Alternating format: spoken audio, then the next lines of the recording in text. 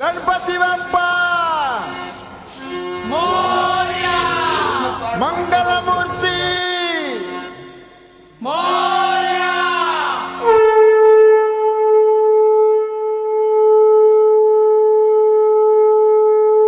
हे गजानना श्री गणराया करू आरती ही तुझला।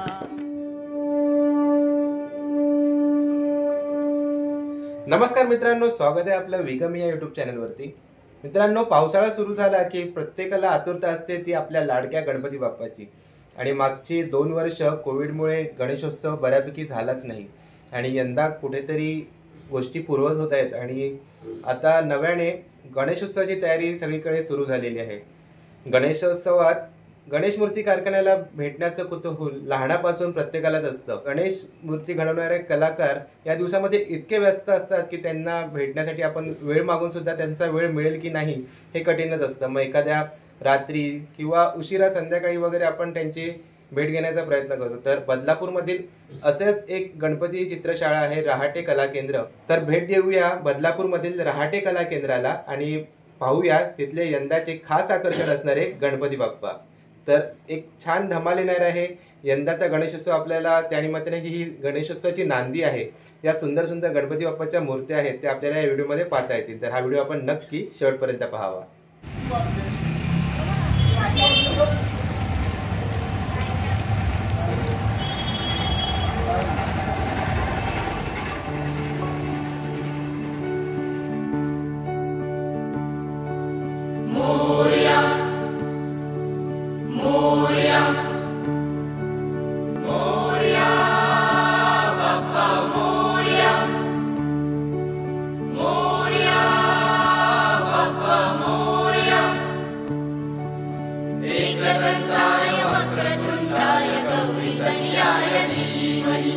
गजेशानाय बालचन्द्राय श्रीगणेशाय धीमहि।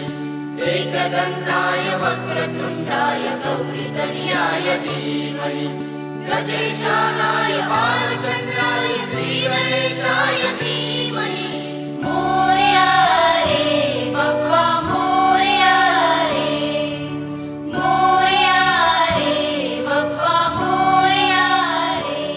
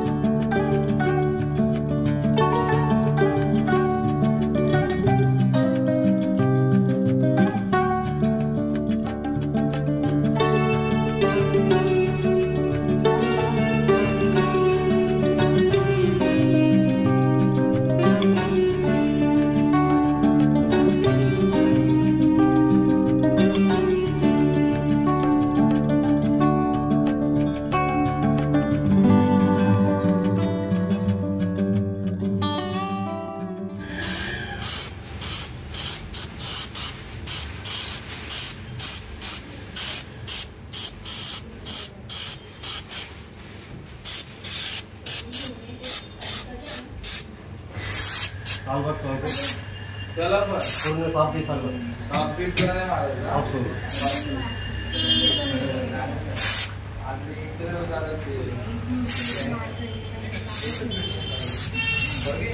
सूर्यदादा, आपण काय करतात म्हणजे आता नक्की? आता शेडिंग चालू आहे। शेडिंग चालू बॉडी शेड असते, पॅच कलरला शेड।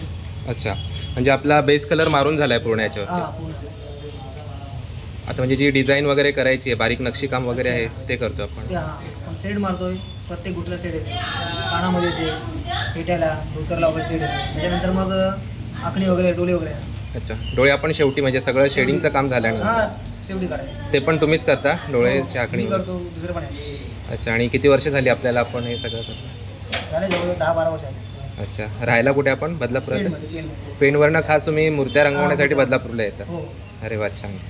आणि मग तिथे पण तुम्ही रंगवत असाल पेणला हो, पण? तिथे पण आपला कारखाना आहे. अच्छा. कारखान्यातले सगळे गणपती बऱ्यापैकी रंगवून झालेत आणि छान सुंदर पद्धतीने रंगवलेले आहेत. आपण या रहाटे कला केंद्रामध्ये आज आलो आहोत. आपण त्यांच्याशी याविषयी अधिक माहिती तर घेऊच आणि इथे मूर्ती सजवण्याचं काम सुरू आहे. तर आपण या ताईंकडनं विचारूया की म्हणजे कशाप्रकारे या मूर्त्या सजवल्या जातात. आणि ताई, किती वर्ष आपण हे काम करतात? मला झाले एक 12-13 वर्ष. अच्छा. आणि हे किचकट काम असतं ना, बारीक बारीक पूर्ण एकदम हे करायचं? खूप बारीक काम असतं, डायमंड लावायचं. अच्छा. आणि मूर्त्या पूर्ण रंगवून झाल्यानंतरच आपण हे डायमंड? नाही, गोल्डन वॉर्निश वगैरे झाल्यानंतर आपण डायमंड लावतो. अच्छा. आणि हे करताना गम वगैरे मूर्तीवर सांडण्याची वगैरे पण भीती असतेच ना? हो असते. अच्छा. तर ताई, आपण म्हणजे करत असतात एकदा आपण थोडं आपण प्रत्यक्ष बघूया की हे कसं करतो.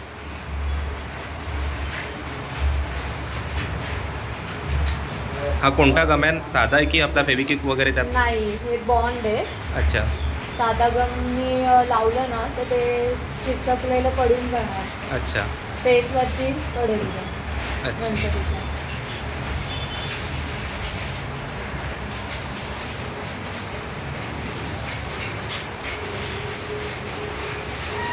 आणि आपण हे जे डायमंड वगैरे लावतो ते आपले जे ग्राहक असतात त्यांच्या आवडीच्या ह्याने लावतो की आपण आपल्या नाही, पद्धती? प्रत्येकाला प्रत्येकाच्या आवडीनुसार लावतो आम्ही. अच्छा.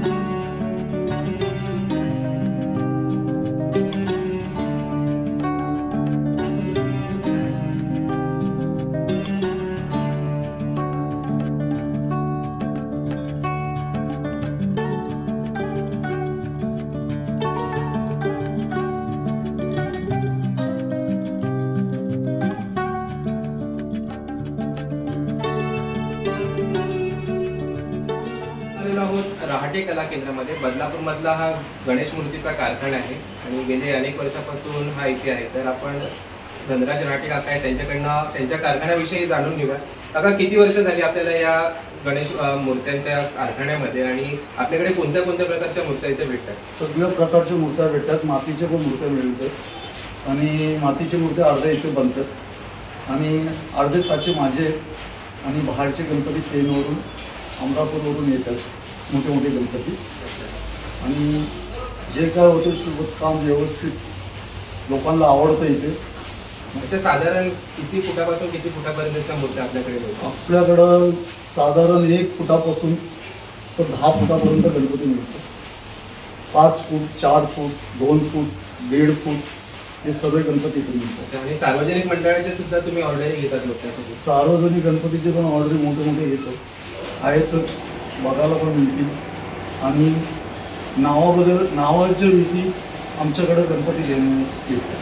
आणि फक्त बदलापुरामध्येच आपल्या मूर्त्या जातात की बदलापूर बाहेर सुद्धा आपल्या? बदलापूर बाहेर सुद्धा गणपती जातात, कल्याणपर्यंत गणपती जातात, मुंबईपर्यंत जातात आणि उल्हासनगरपर्यंत जातात. आणि तुमचा या क्षेत्रातला साधारणतः किती वर्षाचा अनुभव आहे? असं बोलायला गेलं तर माझं क्षेत्रामध्ये 27 वर्ष अनुभव आहे. बाकीच्या जागी दुसऱ्या जागी काम करत होतो. आता माझा स्वतःचा कारखाना आहे, माझे घरचे परिवार आहेत, बाहेरची व्यक्ती पण आहेत, कारागीर लोक. त्याच्यामध्ये आम्ही सगळे हातभूत लावून सगळे काम पूर्ण करतो. आणि गणेशोत्सवच्या साधारणतः किती महिने आधीपासून आपला कारखाना सुरू होतो? एप्रिलपासून चालू होतो. अच्छा. एप्रिल ते गणपती उत्सव पूर्ण होतो. आणि काका, एक प्रश्न मला असा विचारावा वाटतो की मातीच्या मूर्त्या आणि प्रेशर ऑफ पॅरिसच्या मूर्त्या याच्यामध्ये फरक नेमका काय असतो आणि तुम्हाला तुमचं काय वैयक्तिक त्याच्याबद्दल काय मत आहे? मातीच्या मूर्त्यामध्ये भरपूर फरक आहे. तर ते मूर्त्या घेणाऱ्याला आवडतात, पण काय कुठे क्रॅक झाला, बोट फुटलं, काय झालं तर लोक असं बोलतात तर ऑफिशियल आहे का ब्राह्मणाला विचारतात वगैरे वगैरे. असा POPच्या मूर्तीला असं आहे कसं पण नेलं तरी सुरक्षित जाते, विसर्जन पण व्यवस्थित होतं आणि पूजा पण व्यवस्थित होतं असं. पण मातीच्या मूर्त्या म्हणजे तुम्हाला कारखान्यात हाताळण्यापासून ते आपल्या जे भाविक आहेत आपल्या घरी स्थापना करेपर्यंत खूप त्याला जपावं हां, लागतं. खूप जपावं लागतो मातीच्या मूर्तीला. आणि काय एकच मनुष्य पूजा करू शकतो, त्याला माहिती आहे का माझी ही मातीची मूर्ती आहे. इतर लोकांना जातात पूजा करायला आणि घटना दुसरी होते तर ते आमच्याकडे धावत येतात आणि बनवून द्यायला लागते. त्यांना असं वाटतं तर काहीतरी झालं आहे माझ्या घरामध्ये. असं काही नाही आहे. सर्वात मोठी मूर्ती आहे ती, काही होत नाही आहे. तर एवढं आहे का आपल्या मनापासून पूजा करतात. त्याच्यामुळे मातीची मूर्ती आपल्याला खूपच जपावी लागते. ती खूपच जपावी. प्राणप्रतिष्ठापना झाल्यानंतर सुद्धा त्याला हातबोट लावताना ती काळजी घेतो. म्हणजे आपण जेव्हा हार वगैरे घालतो किंवा प्रसाद असताना जेव्हा पाणी वगैरे शिंपडतो ते चुकून मूर्तीवरती जर उडालं तेव्हा ती मूर्ती मातीची आहे. मातीच्या मूर्तीला झोपायला लागतो, डाग बसला जातो, होल पडला जातो पाणी लागल्यावरती. जास्त जास्त करून तिला जपायलाच लागतो. आणि काका आपल्या इथे मूर्त्या वगैरे पण जर कोणाला सजवून हव्या असतील तशा सजवूनही मिळतात. हो हो, सगळं सजून भेटतात, फेटे लावून भेटतात, धोतर लावून भेटतात. तुम्ही म्हणाल ते मिळेल.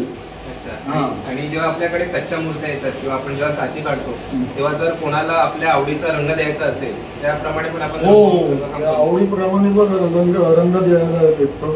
कोण व्हाईट म्हणतो, कोण पिवळा धोतर म्हणतो, कोण लाल धोतर म्हणतो. अशा प्रकारचे मूर्त्या बनतात आणि कलर लावले जातात. तर काका खूप खूप धन्यवाद आपण दिल्या माहिती. गजानन तू आदिश्वर तू परमेश्वर तूच ईश्वर सकल जगाचा तारणहार तू या विश्वाचा पालनहार तू मोदक प्रिय तू मंगलदाता भक्तांची कामना पुरविता महाद्वारया नगरीचा तू महाद्वारया नगरीचा तू दैवत मुझा विनायका तू दैवत मुझा विनायका तू हे गजानन हे गजानन हे गजानन हे गजानन.